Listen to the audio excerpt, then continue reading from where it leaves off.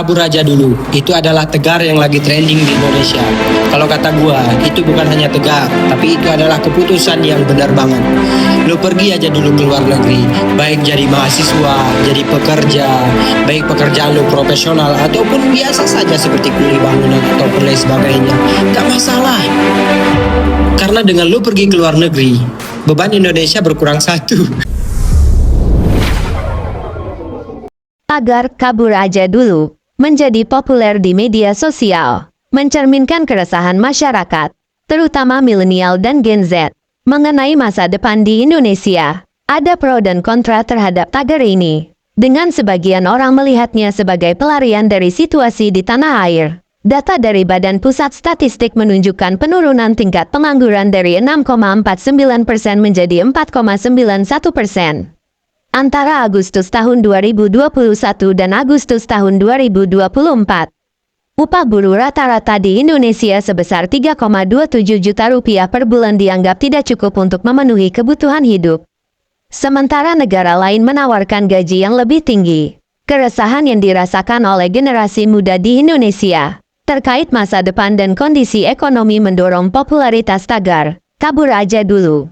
Meskipun ada perbaikan dalam tingkat pengangguran, upah yang rendah dibandingkan dengan tawaran dari negara lain, membuat banyak orang merasa terpaksa mempertimbangkan untuk mencari peluang di luar negeri.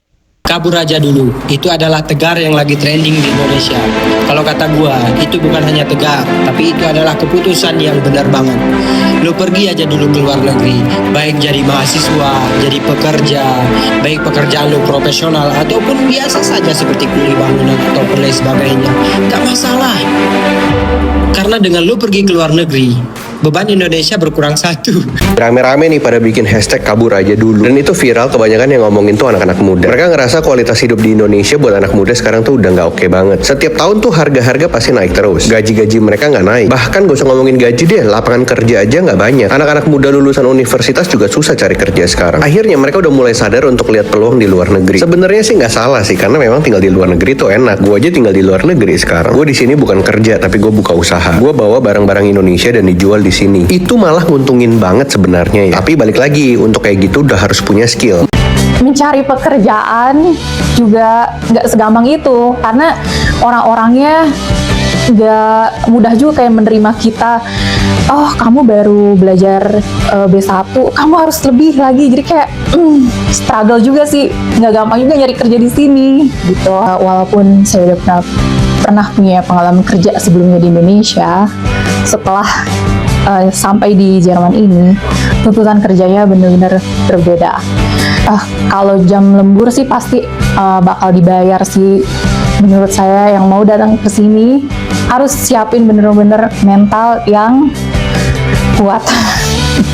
Lingkungan kerja, cuaca, dan orang-orangnya tuh beda banget sama orang kita. Jadi semua peraturan yang mengatur tentang perkuliahan dan pekerjaan itu diatur oleh kantor imigrasi. Mahasiswa itu diperbolehkan untuk bekerja part-time. Per minggu cuma boleh kerja 20 jam per minggu. Jadi itu sangat diperhatikan. Masalah ngambil libur juga itu biasanya ditagih di akhir tahun, harus ngambil libur ya, misalnya sisa berapa. Soalnya itu diatur regulasinya sama pemerintah juga. Terus kalau masalah hubungan antara pekerja dan kayak bosnya atau sama pekerja lainnya, menurut aku kalau misalnya kayak aku kerja di gastronomi sekarang, nggak terlalu ketat, soalnya sama-sama kerja sama orang asing juga biasanya. Tapi kalau bosnya biasanya sangat mengakomodasi sih kalau masalah hubungan kerja. Nggak cocok buat semua orang, maksudnya nggak bisa buat orang yang nggak terlalu bisa buat adaptasi atau belajar cara tinggal di tempat orang lain. Intinya adaptasi, lalu atau punya kemauan untuk beradaptasi atau kenal dengan budaya lain.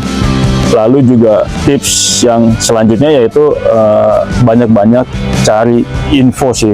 Atau kalau misal pakai agent, tips dari aku banyak-banyak nanya, banyak-banyak cari informasi sendiri juga, karena kita nggak bisa ngandelin informasi. Kalau agent kan pasti nawarin kita yang baik-baik aja kan, tapi kita nggak tahu yang jelek-jeleknya apa. Jadi pastiin banyak-banyak cari informasi di sosial media atau di internet, banyak-banyak nanya ke orang-orang yang udah di Jerman, tanya testimoninya gitu. Terus kalau misalnya nyari programnya sendiri juga harus banyak-banyak nanya, harus banyak-banyak cari informasi juga di internet.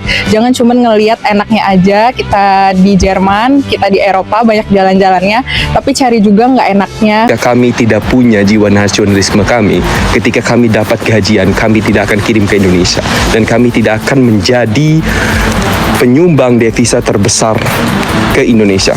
Ingat Pak, banyak anak-anak muda keluar negeri itu karena terpaksa, karena tidak ada lowongan kerja dan gaji yang sepadan dengan pekerjaan di Indonesia. Lagi rame, tagar kabur aja dulu, di mana anak muda di Indonesia ngajakin keluar negeri untuk cari kerja. Tren ini terjadi gara-gara susahnya cari kerja di Indonesia, terlalu banyak persyaratan umur, pengalaman kerja, dan lain sebagainya. Ya sedangkan di luar negeri, tamatan SMA gajinya bisa sampai 2 digit. Dari dulu sebenarnya tidak ada yang dianggap negatif gitu atau madesu lah kalau kata anak-anak mudanya ya, masa depan suram gitu.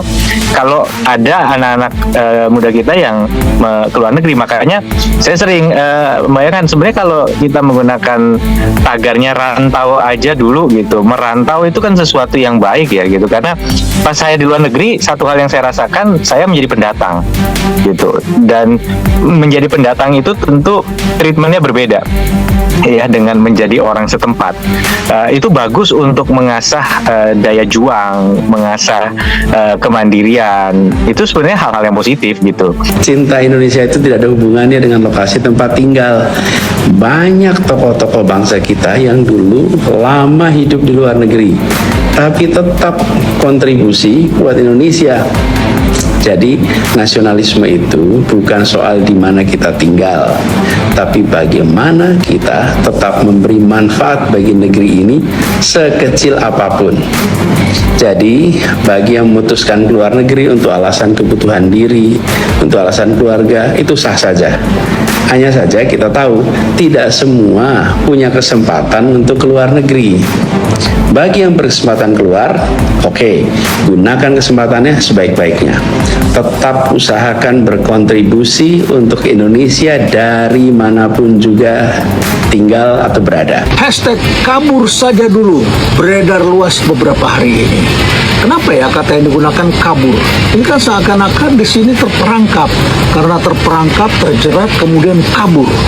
Ini plus minus jawaban masyarakat. Ada yang mengatakan yang kabur itu tidak nasionalis, mengakibatkan terjadi brain drain.